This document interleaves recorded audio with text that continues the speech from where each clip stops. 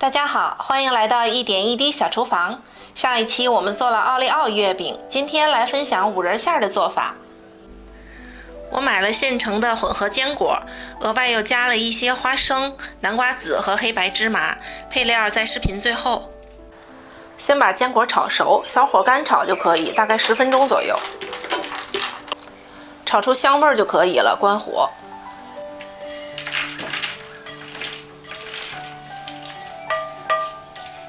接着咱们炒面粉，普通面粉就可以，还是小火干炒。微微有一丁点发黄就可以了，关火。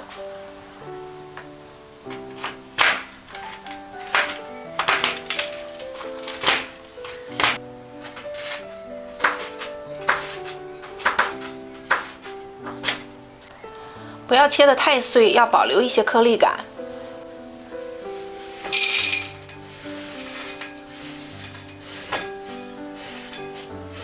加蜂蜜，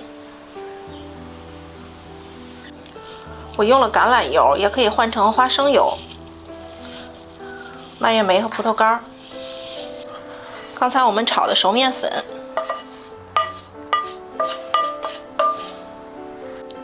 加清水，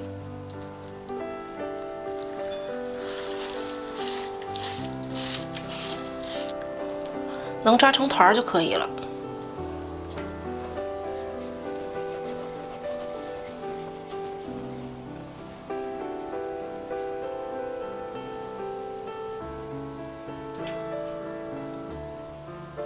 下一期我们会用这个五仁馅来做月饼，记得打开小铃铛，喜欢的不要错过啦！我们下期再见。